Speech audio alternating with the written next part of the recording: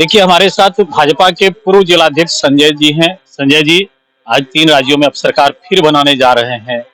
जबकि कर्नाटक के बाद ये लग रहा था कि भाजपा पीछे जाएगी और एकाएक आप ईवीएम को भी फेल कर दिए। ऐसा कहा जाता है कि भाजपा जब सरकार में आती है, ईवीएम हैक होता है, तो ईवीएम को भी आपने फेल कर दिया। और कई नेशनल और इंटरनेशनल न्यूज़ चैनल ने जो पहले से दिखाया कि आप सरकार में सभी राज्य में पिछड़ रहे हैं। क्या लगा? कहीं बीच में सेंधमारी कर दी है क्या? देखिए, अब आम जनमानस कमोबेश वह पहचानती है कि कौन बात बनाने वाला है और कौन काम करने वाला है। आदरणीय प्रधानमंत्री नरेंद्र भाई मोदी जी का जो विगत 10 वर्षों का प्रधानमंत्रित्व कालखंड रहा है, ये इसने दर्शा दिया इस 10 वर्ष का कालखंड ने कि यहाँ सिर्फ बात बनाया नहीं जाता है, यहाँ काम करके दिखलाया जाता है। हम जिसका शिलान्यास करते हैं उसका उद्घाटन भी करना जानते हैं।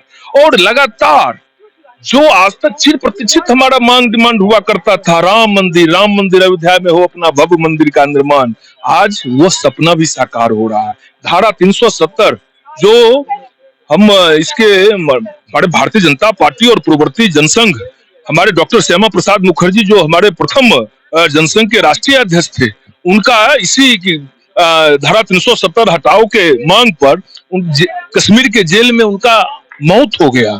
हमने लगातार कुर्बानियां दी थी, आज वह सारा सपना साकार होता दिख रहा है। एक चीज, राजस्थान में तो हर 5 साल में सरकार बदल जाती है, वहाँ कहना मुश्किल, लेकिन मध्य प्रदेश में किसका जलवा चला? नरेंद्र मोदी जी का या शिवराज सिंह चौहान? नरेंद्र भाई मोदी जी स्वाभाविक रूप से देश के हमारे प्रधानमंत्री हैं, हमारे पहले नेता हैं, हमारे सबसे बड़े नेता हैं। स्वाभाविक है नरेंद्र भाई मोदी जी का करिश्माई नेतृत्व, वही मुख्यमंत्री शिवराज सिंह चौहान का भी कुशल नेतृत्व, उनके देखरेख में लगातार मध्य प्रदेश विकास के क्षेत्र में लगातार निरंतर आगे बढ़ रहा है। तो दोनों डबल इंजन की सरकार और उसका लाभ मिला मध्य प्रदेश को। आइए, संजीव जी है हमारे साथ, मुखिया संघ के पूर्व जिलाध्यक्ष हैं और वरिष्ठ भाजपा नेता है। राजस्थान में आपने एक नारा दे दिया कि कांग्रेस की सरकार जो है वो मुस्लिम के तरफ से वर्क कर रही है, थोड़ा एंटी मुस्लिम कन्वेंसी आप लोगों ने चलाया था, क्या वही मैजिक काम कर गया क्या? नहीं, देखिए, इसे सबसे बड़ी काम को प्राथमिकता दिया गया है और मेरे विचार से लगता है वहाँ हमारा किया गया कार्य, जो शिवराज जी के नेतृत्व में कार्य किया गया, तो वो कार्य प्रभावित किया है लोगों को। लोग सब जगह हमारा कार्य ही प्रभावित किया लोगों को। पूरे देश में जो हमारा कार्य शैली है उसकी प्रशंसा जितनी भी कम करते हैं लोग, बहुत कम है। 2-3 दिन से दिखाया जा रहा था, 1-2 न्यूज चैनल दिखा रहे थे कि मध्य प्रदेश में ईवीएम लेकर के भाग रहा है, ईवीएम बदलने के बारे में भी चर्चा हो रही थी, कहीं ऐसा भी तो नहीं? देखिए, ऐसी बात नहीं है। जब लोग पराजित होते हैं तो हमने तो पहले ही कह दिया था कल है, जब वो लोग हारेंगे ना तो कहेंगे जब ईवीएम गड़बड़ है। ये सब उनका दिमागी मतलब असंतुलन जब होता है ना, तब यही सब आरोप लगाते हैं लोग। आप लोगों के विरोध में एक एंटी कन्वेंसी चला था, एक ट्रेड चला दिया गया था, पनौती करके। उसका पनौती कुछ नहीं, राहुल गांधी से पूछिए आप, पनौती या फनौती वो सब क्या होता है। यहाँ देखिए, हम लोग सीधे काम पर विश्वास करने वाले हैं। भारतीय जनता पार्टी के जितने भी कार्यकर्ता है, हम सबका साथ, सबका विकास, सबको साथ लेके, सबके प्रयास से हम कार्य करते हैं। हमारी कार्य कुशलता से लोग प्रभावित होकर के हमको चाहते हैं और डबल इंजन की सरकार नेतृत्व हमारे प्रधानमंत्री राष्ट्रीय स्तर पर क्या विश्व स्तर पर कर रहे हैं और आज विश्व गुरु के ओर भारत बढ़ रहा है। ये तो भारतवासियों के लिए सबसे बड़ी खुशी की बात है। और जहां हमारे जिस क्षेत्र में हो, कनेक्टिविटी मामले में हो या अन्य क्षेत्र में भी, हमारा कार्य कुशलता देख करके जनता हमको वोट करती है। हाँ, एक चीज हम मानते हैं, जातिवाद हम लोग नहीं करते, कास्टिज्म हम लोग नहीं करते हैं, लेकिन हम लोग सबको एक साथ समरस समाज की स्थापना करने के लिए, हम तो वही सप्तऋषि के वंशज हैं। पूरे भारत वर्ष में आज जो भी मुस्लिम भी हुए हैं वो भी सनातन हिंदू थे, सनातन थे। बाद में उनको टर्न अप करवा दिया गया उधर मुस्लिम में जब उसका शासन काल में। तो हमारे कहने का तात्पर्य है कि हम वही सप्तऋषि के वंशज हैं, सातों ऋषि के वंशज इस देश में हम सभी भारतीय हैं। और भारतीय संस्कृति और भारतीय परंपरा को अक्षुण्ण रखने के लिए हमें हम उसको तैयार हैं भारत माता की सेवा करने के लिए। और हमने जात पात नहीं, विपक्षी जो कमजोर होता है वो जात पात आओ बाओ ये सब करता है। हमारे साथ पूर्व विधायक और वरिष्ठ नेता श्री कृष्ण सिंह हैं। सर, हर चीज की चर्चा हो जाती है चुनाव में, लेकिन बेरोजगारी की चर्चा भाजपा की तरफ से नहीं होती है, महंगाई बढ़ रही है उसकी चर्चा नहीं होती है, ऐसा क्यों होता है? सारी समस्या का निदान करते हैं चर्चा क्या करेंगे, काम करना हमको है। बेरोजगारी की बात लोग ढोल बजाते हैं। 2 करोड़ की चर्चा हुई थी कि रोजगार देंगे, और लोगों का कहना है, विपक्ष का कहना है कि कुछ दिखाई नहीं। विपक्ष के कहने पर हम नहीं जाते हैं। विपक्ष का कहना तो यही है, जनता के कहने पर जाइए, जनता क्या कह रही है। और जनता क्या कह रही है इसी का परिणाम तो आज मध्य प्रदेश, छत्तीसगढ़ और राजस्थान 2024 और 25 का क्या रहेगा? अच्छा रहेगा। कहने की बात क्या, 2025 में हम क्या बतावें, 24 में क्या बतावें। आप ही स्वयं कह सकते हैं कि आप जाइएगा मतदान करने के लिए तो आपकी हाथ थराकर कमल फूल को दबाइए। कुंदन कानू जी हैं, कुंदन कानू जी, 2025 में क्या बिहार में परिवर्तन लाएंगे? देखिए, हमारे जेपी नड्डा साहब जब पटना आए थे तो विपक्षी सबको पेट में दर्द होने लगा। उन्होंने कहा था जब आने वाला समय तमाम क्षेत्रीय पार्टी जितने हैं सभी समाप्त हो जाएंगे। वही बिहार में आपको 2025 में भी होने वाला है। देखिए, बिहार में वो होने वाला क्षेत्रीय पार्टी, जबकि अभी सत्ता में जो राजद या जदयू है वो जातिगत जनगणना करवाई है, कई तरह की योजनाएं देखने। बिहार पुलिस में जिसको नियुक्त कर दिया गया, ट्रेनिंग हो गया, उसको फिर से ज्वाइनिंग लेटर दे दी गई कि हमने इतना रोजगार दिया, शिक्षकों को भी इतना रोजगार दिया। क्या वो सरकार में नहीं आ सकती है?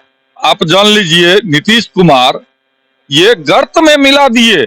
बिहार में आज बिहार के युवा को रोजगार मिलता, ये लॉलीपॉप दिखा रहे हैं क्या? तो 1.5 लाख शिक्षकों को लगभग नियुक्त किए। तब आपको तो पूर्ण रूपेण जानकारी है, जो बिहार के बच्चों को नौकरी होनी चाहिए, ये सब जो है तो प्रधानमंत्री का सपना देखने के लिए इन्होंने पूरे देश के लोगों को कहा। यूपी के भी यहाँ आए तो यूपी में आपकी सरकार है और आपकी सरकार नौकरी नहीं दी, तब तो वो यहाँ आई। अब जी नहीं, आपको मैं बता दूं, क्या मेरा बिहार एजुकेशन विहीन है क्या?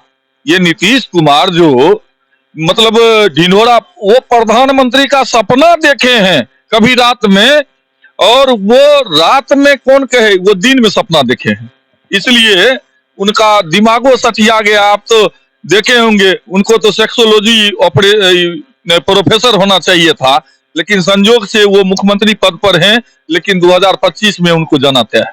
देखिए, विनोद जी हैं, विनोद जी से भी बात करते। विनोद जी, क्या लग रहा है, जातिगत जनगणना का असर उसके जदयू या राजद की तरफ पॉजिटिव नहीं होगी क्या? आप लोग जो दूसरे राज्य में भी जीते हैं, उसका फायदा बिहार में किस तरह होगा?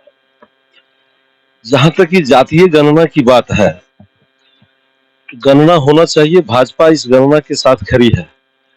लेकिन जो देश के तमाम राज्यों में क्षेत्रीय पार्टी जातिवाद किया, वंशवाद किया, क्षेत्रवाद किया और भ्रष्टाचार में संलिप्त होकर के परिवारवाद किया, इससे पूरे राज्य की जनता त्रस्त है, परेशान है। विकास चाहिए। भारतीय जनता पार्टी सिद्धांतवादी पार्टी है, सिद्धांत पर आधारित पार्टी है, कार्यकर्ताओं की पार्टी है, राष्ट्रवादी पार्टी है। ये राष्ट्र के लिए ये पार्टी सोचती है। यही कारण है कि आज 3 राज्य में सरकार बनी है। और आने वाले समय में बिहार ही नहीं, संपूर्ण भारतवर्ष में तमाम राज्य में और गांव के सरपंच तक 2047 तक भारतीय जनता पार्टी के बैनर तले राज सत्ता होगा, रामराज की स्थापना होगी। नीतीश कुमार तो साधारण बात है, 25 में उनको जाना है। देखिए, 25 में जाना है ऐसा ये करें, लेकिन जो भी बातें होती है उस समय पर देखा जाता है। 2025 अभी लगभग 1.5 साल है चुनाव में, और 2024 भी लगभग अभी 7-8 महीना है। जनता निर्णय करेगी कि अगली सरकार केंद्र में या बिहार में किसकी बनाएगी, ये तो आने वाला समय बताएगा।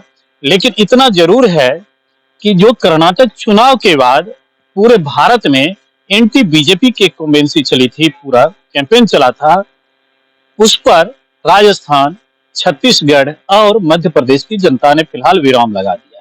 24 और 25 की तैयारी के बारे में कुछ भाजपा नेता ये भी कह रहे हैं कि ये 3-5 राज्यों का जो चुनाव था वो सेमीफाइनल था। इसके बाद लोकसभा चुनाव ही है और लोकसभा चुनाव में राष्ट्रवाद का मुद्दा, विदेश नीति निश्चित रूप से हावी रहती है। और देखना है कि आगे अब किसकी सरकार बनेगी, वो तो आप लोगों के सहारे है। फिलहाल आप हमारे इस न्यूज से कितना संतुष्ट हैं और जो भारतीय जनता पार्टी के नेता लोगों ने अपने वक्तव्य दिए उससे कितने संतुष्ट हैं, कमेंट करके जरूर बताएंगे। बने रहिए राणा जनसंवाद। हमारे साथ भाजपा के किसान मोर्चा के प्रदेश महामंत्री नवीन जी हैं।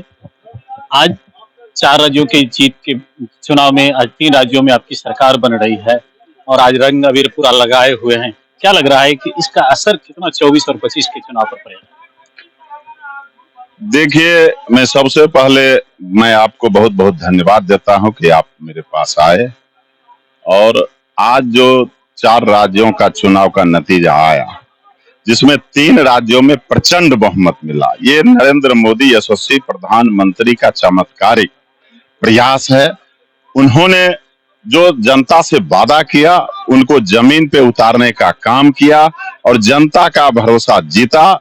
और भाजपा का नारा शुरू से ही है कि सबका विकास, सबका साथ, सबका विश्वास, उसी पर काम कर रहे हैं और काम करके वोट मांगते हैं। पहले काम करते हैं। जनता ने जब नरेंद्र मोदी जी को 2014 में पहली बार प्रधानमंत्री बनाया, उन्होंने जो जनता के बीच वादा किया उसको पूरा दिन रात बिना रुके बिना थके चल रहे हैं और विकास की गति को तेज बढ़ा रहे हैं। उनके नेतृत्व में जहां जहां भाजपा की सरकार है, डबल इंजन की सरकार है, वहां उस राज्य का भी विकास बहुत तेज गति से हो रही है।